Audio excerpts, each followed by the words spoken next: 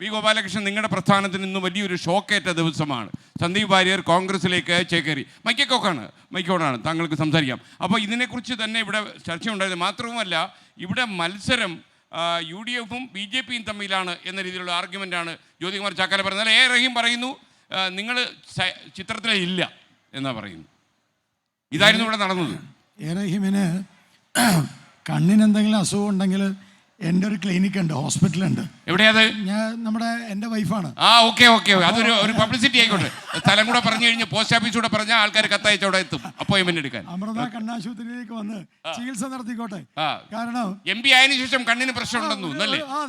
കാരണം പാലക്കാട് മത്സരം CPM-ഉം കോൺഗ്രസ് ആണ് എന്ന് പറഞ്ഞാൽ അത് രാഷ്ട്രീയം അറിയാത്തവർ പോലും വിശ്വസിക്കില്ല.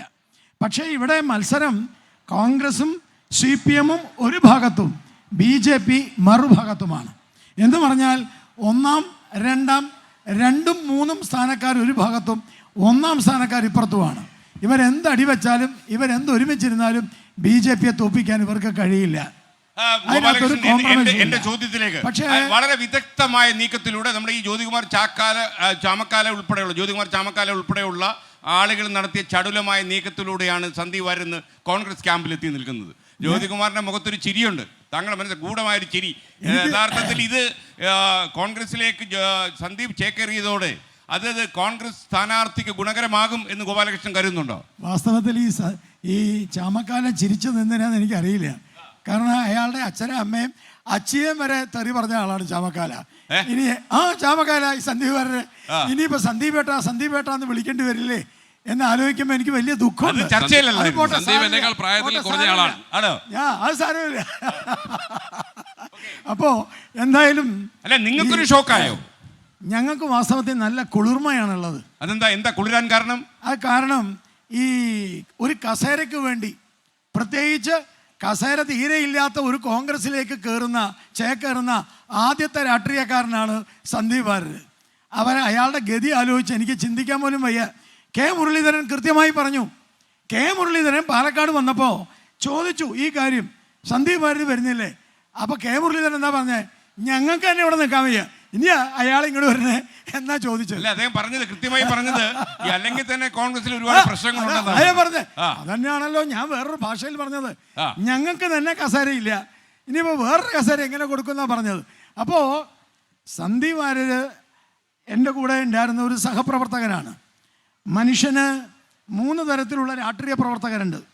ആവേശം കൊണ്ട് വരുന്നവരുണ്ട്, ആവശ്യം കൊണ്ട് വരുന്നവരുണ്ട്, ആദർശം കൊണ്ട് വരുന്നവരുണ്ട്. അതിലെ ആവശ്യം കൊണ്ടുവരുന്നവരും ആവേശം കൊണ്ടുവരുന്നവരും ആദർശം കൊണ്ടുവരുന്നവരും ഉണ്ട്. അതിനകത്ത് ഞാൻ ഈ സന്ദീപ് വാര്യരുടെ കാര്യം ഒന്ന് പറഞ്ഞോട്ടെ, എന്ന് സമയമുണ്ടല്ലോ, ഞാൻ വൈകി വന്നാണല്ലോ. അപ്പോൾ അതിനകത്ത് ഈ ആദർശം കൊണ്ടുവരുന്നവരാണ് ബഹുഭൂരിപക്ഷം BJP-യിലുള്ളത്. അതുകൊണ്ട് ഞങ്ങൾക്ക് കസേര കിട്ടിയില്ലെങ്കിലും, ഞങ്ങൾക്ക് ഇരിപ്പിടം കിട്ടിയില്ലെങ്കിലും, ഞങ്ങൾക്ക് പ്രത്യേക പൊസിഷൻ കിട്ടിയില്ലെങ്കിലും ഞങ്ങളാരും പാർട്ടി വിട്ടു പോവില്ല, ഞങ്ങളാരും പാർട്ടി പ്രവർത്തകരെ ഉപേക്ഷിച്ചു പോകില്ല. ഞാനൊന്ന് ചോദിക്കട്ടെ സന്ദീപ് വാര്യർ പറഞ്ഞ ഒരു കാര്യം എന്ന് പറഞ്ഞാൽ, കുറച്ച് ദിവസങ്ങളായി അദ്ദേഹം അവഗണന ഒരുപാട് അനുഭവിച്ച് വീട്ടിലിങ്ങനെ ഇരിക്കുകയായിരുന്നു. ഏതെങ്കിലും BJP-യുടെ സമുന്നതനായ ഒരു നേതാവ് ചെല്ലും, അദ്ദേഹത്തെ ആശ്വസിപ്പിക്കും. ഒരാളും എത്തിയില്ല. അതിന് AK ബാലൻ പറഞ്ഞു നല്ല ക്ലീൻ ചിറ്റ് കൊടുത്തു. അദ്ദേഹം പറഞ്ഞു നല്ല സ്വഭാവമുള്ള സൽഗുണ സമ്പന്നനായ മനുഷ്യനാണെന്ന് പറഞ്ഞു. ഇവർ കാത്തിരുന്ന എനിക്ക് തോന്നുന്നു, അതെനിക്കറിയില്ല.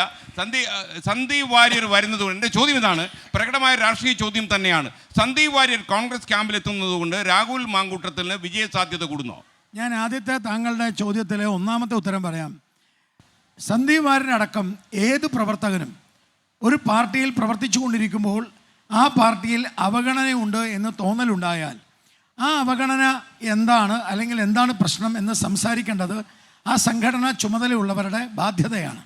സ്വാഭാവികമായിട്ടും സന്ദീപ് വാര്യരുടെ അടുത്ത് സംസാരിക്കാൻ പാർട്ടിയുടെ സംസ്ഥാന ജനറൽ സെക്രട്ടറിയെ നിശ്ചയിച്ചു.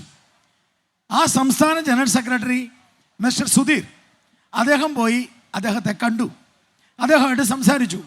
അപ്പോൾ സന്ദീപ് വാര്യർ പറയുന്നത് സംസ്ഥാന ജനറൽ സെക്രട്ടറി വന്നാൽ പോരാ, അപ്പോൾ വേറെ സംഘടനാപരമായി ബന്ധപ്പെട്ട വേറൊരാൾ പോയി, അയാളും വന്നാൽ പോരാ, നരേന്ദ്രമോദി വരണമെന്ന് പറഞ്ഞാൽ നടക്കില്ല കേട്ടോ. അപ്പം അതുകൊണ്ട് അതിനുള്ളതൊന്നും ഇല്ല അയാൾ. അപ്പം ഞങ്ങളെ സംബന്ധിച്ചിടത്തോളം സന്ദീപ് വാര്യർ ആരാന്ന് ഞങ്ങൾക്കറിയാം. ഈ സാധാരണ ഭാഷ പറഞ്ഞ ഞങ്ങളൊരു ചീളായിട്ടാണ് കണ്ടിട്ടുള്ളത്. അതുകൊണ്ട് ഞങ്ങൾക്ക് ഇപ്പോഴല്ലേ? വിഷയമല്ല. ഇതുവരെ പറഞ്ഞിട്ടില്ല നിങ്ങൾ ആരും. ഞാൻ ചോദിക്കട്ടെ, ആ. സന്ദീപ് അല്ല ചോദിക്കട്ടെ, സന്ദീപ് വാര്യർക്ക് ഞങ്ങളുടെ സംഘടനയിൽ എന്താ ചുമതല? നിങ്ങൾക്ക് പറയാൻ പറ്റുമോ? നിങ്ങൾ കൊടുക്കാഞ്ഞല്ലേ? അല്ല, സന്ദീപ് വാര്യർ വന്നിട്ട് കുറെ നാളായല്ലോ. ആ. അയാൾ വലിയ ആളാണെങ്കിൽ ചുമതല കൊടുക്കുമല്ലോ. അയാൾക്ക് ഞങ്ങൾ കൊടുത്തിരിക്കുന്ന ചുമതല സംസ്ഥാന സമിതി അംഗമാണ്.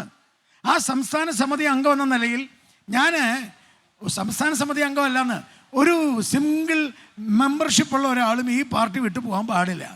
പാർട്ടിയിൽ വിഷമം ഉണ്ടാവാൻ പാടില്ല. ഇപ്പോൾ അങ്ങാണല്ലോ 24 നിയന്ത്രിക്കുന്നത്.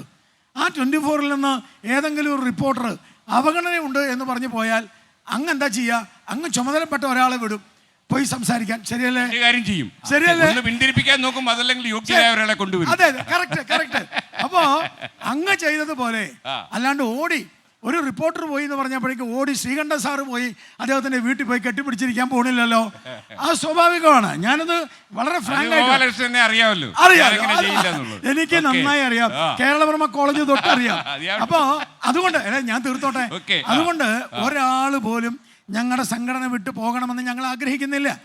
പക്ഷേ ഒറ്റ ചോദ്യം, സന്ദീപ് വാര്യർ ഈ കോൺഗ്രസ് ക്യാമ്പിലേക്ക് ചേക്കരി, കാര്യം ജ്യോതികുമാർ ചാമക്കാരുടെ ഗൂഢമായ ചിരി മനസ്സിലാക്കണം.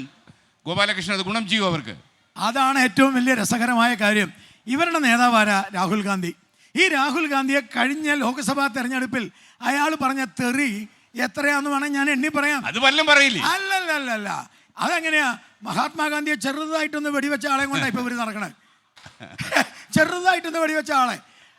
ഇവർക്ക് നഷ്ടമാണ്, കോൺഗ്രസിന് കനത്ത നഷ്ടമാണ്.